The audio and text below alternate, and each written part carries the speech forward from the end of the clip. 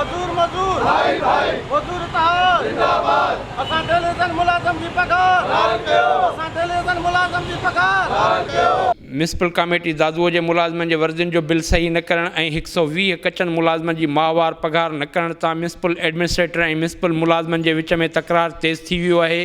Municipal employees union पारां office जी तालाबंदी करण खां पोइ यूनियन जे सदर गुलाम अब्बास सुहाग शाह मोहम्मद सोलंकी माशूक सोलंकीअ जे अॻुवाणीअ में म्यूनिसिपल मुलाज़िमनि पारां एडमिनिस्ट्रेटर ख़िलाफ़ एहतिजाजी मुज़ाहिरो कयो वियो आहे। म्यूनिसिपल कमेटी दादूअ जे एम्प्लॉइ यूनियन अॻुवाणनि ऐं मुलाज़िमनि टाइम न्यूज़ सां ॻाल्हाईंदे चयो आहे त म्यूनिसिपल जी 3 करोड़ जेका माहवार उन्हनि जी बजट आहे उहो ग़लति बिलनि ज़रिए कोटेशन ज़रिए ऐं कॉन्टीजेंसी ज़रिए उहो कढायो पियो वञे ऐं उहे शहर जी सफ़ाई ते बि ख़र्च न पिया कया वञनि।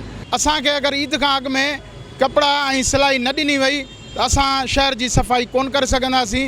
असां आला इख़्तियारनि खां घुर था कयूं त बराए महिरबानी अगरि अॼु 24 कलाकनि जे अंदरि मुलाज़िमनि जा मुतालबा हल न कया विया त असां शहर जो कमकार बंदि कंदासीं। ईद में बाक़ी बचा न 7 ॾींहं में वेचारनि खे पघार कान थिया डेली रक्षा किचरो भे खणनि पघार मिलण जी बंदि भले किथां जो इंसाफ़ आहे को भला जॾहिं पीपुल्स पार्टी हुकूमत आहे रोटी कपिड़ा और मकान उन मसइले खे हल त कयो। गैर कानूनी असांजा इहे मुतालबा जो असां पंहिंजो हक़ था वठूं। साले न वर्दी मिलंदी आहे 2 वॻा मिलंदा आहिनि सिलाई मिलंदी आहे। असांखे काफ़ी सालनि खां असांखे वर्दी मिलंदी ईंदी आहे। ईद ते असां ग़रीबनि जो इहो ई हूंदो आहे त असांखे आसिरो हूंदो आहे त हिकिड़े वॻे मां असीं पाण पंहिंजे हिकिड़े मां असां पंहिंजे बचड़नि खे पाराईंदासीं।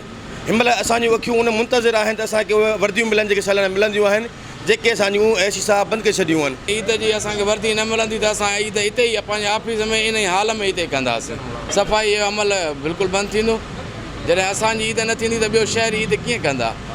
असां मुलाज़िमनि जी ईद थियणु खपे। असां कचा मुलाज़िम तक़रीबन 110 मुलाज़िम आहियूं। असांजे बिलनि ते सही कान ठही आहे। जेकर असांजे बिलनि ते सही न थींदी असां कम ते कोन चढ़ंदासीं। हेॾो शहर आहे दादू जो वॾो शहर आहे जो ई हलियो वञ हलिया वञो सेवण हलिया वञो फुलजी नंढो शहर आहे उते बि जेको 15,000 पघार आहे। हिते जेको मुर्गी 10,000 पघार आहे। 10,000 में असांजो जान थिए बि कोन थो। तंहिंखां पोइ 3 महीना 4 महीना थी वञनि उन खां पोइ थी मिले असांखे पघार। राति मूंखे ख़बर पई मां ख़ुशी मां हे चेक खणी आयो आहियां। मूं चयो त इंशाल्लाह सुबुह जो पघार थी वेंदी बचनि खे ईद कराईंदुमि। हे ख़ाली चेक घर वापसि खणी वञा थो ॾाढी शर्मिंदगी थिए थी।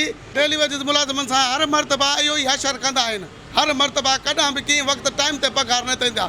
म्यूनिसिपल एम्प्लॉइ यूनियन जे अॻुवाणनि ऐं मुलाज़िमनि जो चवणु आहे त ईद उल फितर वेझो आहे। म्यूनिसिपल मुलाज़िमनि जे वर्दियुनि जी बजट बि आयल आहे पर म्यूनिसिपल एडमिनिस्ट्रेटर 15 ॾींहंनि खां बिल सही नथो करे। न ई म्यूनिसिपल में कमु कंदड़ 120 कचनि मुलाज़िमनि जी पघार कई आहे। म्यूनिसिपल मुलाज़िमनि जो चवणु आहे त असिस्टेंट कमिश्नर मोहम्मद अली लुंड 10 महीननि खां म्यूनिसिपल एडमिनिस्ट्रेटर आहे पर हिकु ॾींहुं बि म्यूनिसिपल ऑफिस में न आहे वेठो।